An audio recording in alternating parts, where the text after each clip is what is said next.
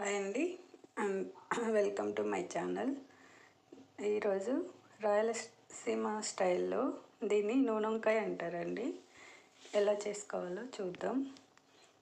దీనికి కావాల్సిన పదార్థాలు: వంకాయలండి, పచ్చిమిర్చి, కరివేపాకు, కొత్తిమీర, టమోటా, ఉల్లిపాయ, పసుపు, అల్లం వెల్లుల్లి పేస్ట్, పల్లీలు, కారం, ఉప్పు అండి. ఇప్పుడు ఒక మిక్సీ జార్ తీసుకోవాలండి. వీటిలో మనకు తగినంత పల్లీలు వేసుకోవాలి, కూరకి సరిపడా.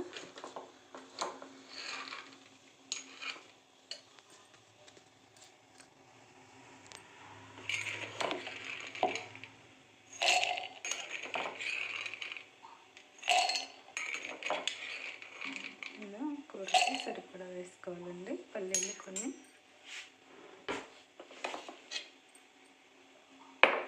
దీంట్లోని ఒక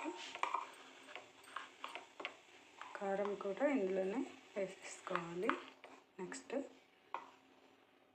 నేనైతే ఒక 2.5 స్పూన్ వేస్తున్నానండి కారం.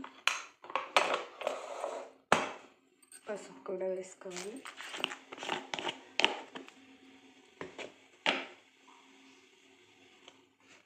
ఇది ఉప్పు అండి, ఉప్పు కూడా 2 స్పూన్స్ వేస్తున్నాను.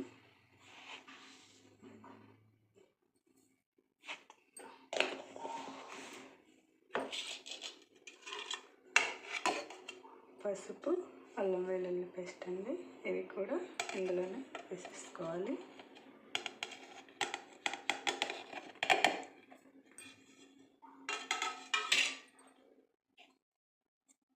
అలాగే ఉల్లిపాయ,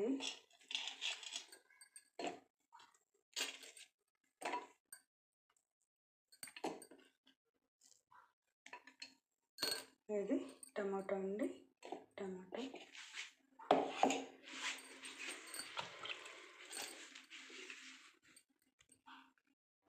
ఎండు కొబ్బరి కూడా చిన్న చిన్న ముక్కలుగా, వీలైతే ముందే మెత్తగా ఆడించి పెట్టుకుంటే మంచిదండి.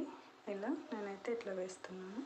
చిన్న చిన్న ముక్కలుగా చేసుకొని ఎండు కొబ్బరి కూడా ఇందులో వేసుకోవాలండి. ఇందాక నేను ఆల్రెడీ వేసాను, ఇది కొంచెం వేస్తున్నాను.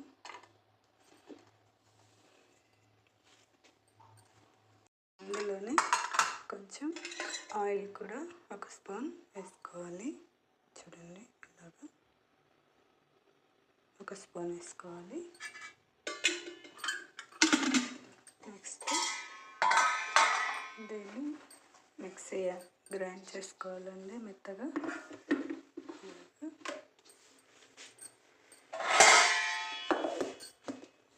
మిక్సీలో గ్రైండ్ చేసి ఇలాగ మెత్తగా గ్రైండ్ చేసుకోవాలండి మసాలా.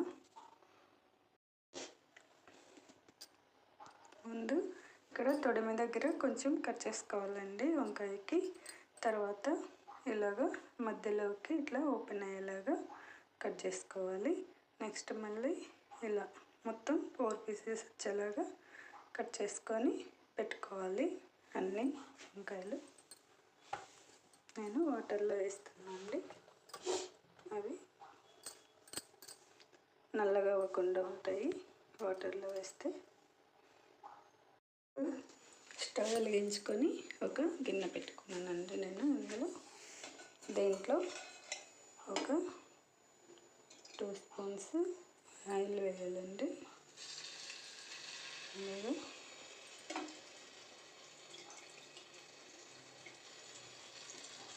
2 స్పూన్స్ ఆయిల్ వేసుకుని ఇంకా జీలకర్ర, ఆవాలు మిక్స్ చేసి పెట్టుకున్నానండి, అవి వేస్తున్నాను. నెక్స్ట్ శనగపప్పు వేస్తున్నాను అండి కొంచెం. తర్వాత కరివేపాకు, నేను కట్ చేసి పెట్టుకున్నానండి. ఇందులో పచ్చిమిర్చి, కొత్తిమీర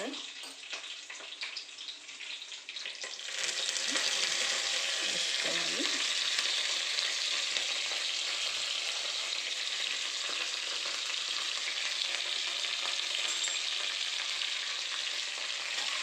ఇది కొంచెం మగ్గనివ్వాలండి. దీన్ని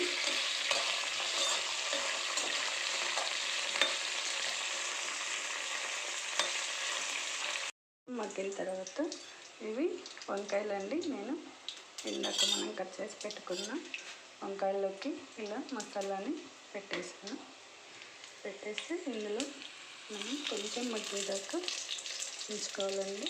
ఇలాగా అన్నిటికీ పెట్టేసి ఉంచాను మసాలా. ఇలా పెట్టుకొని పెట్టేసుకోవాలి. దీంట్లో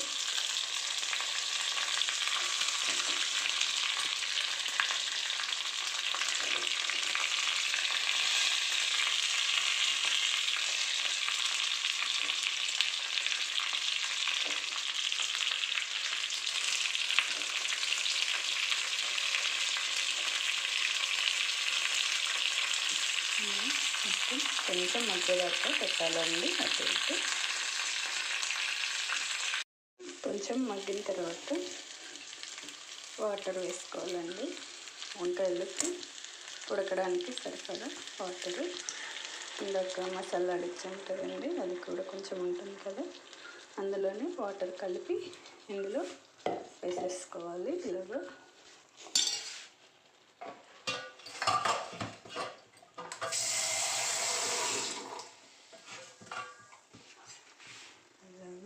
కొంచెం వేసుకోవాలండి. వంకాయలు ఉడకడానికి సరిపడా వాటర్ని వేసుకోవాలి. నెక్స్ట్ కొంచెం ఇలా కలిపేసుకుంటే బెస్ట్ అండి.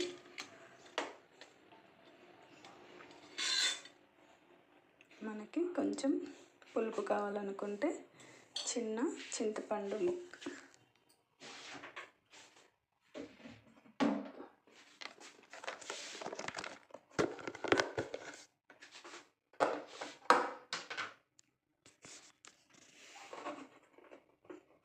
మిక్సీ పట్టేటప్పుడైనా మిక్సీ గిన్నెలోనే వేసుకోవచ్చండి. ఇలాగా చిన్న చింతపండు ముక్క ఇందులో కలిపేసుకోవాలి. మనకి ఎక్కువ కారం లేకుండా కొంచెం బాగుంటుంది. ఇది ఆప్షనల్ అండి. టమాటా వేసాం కదా,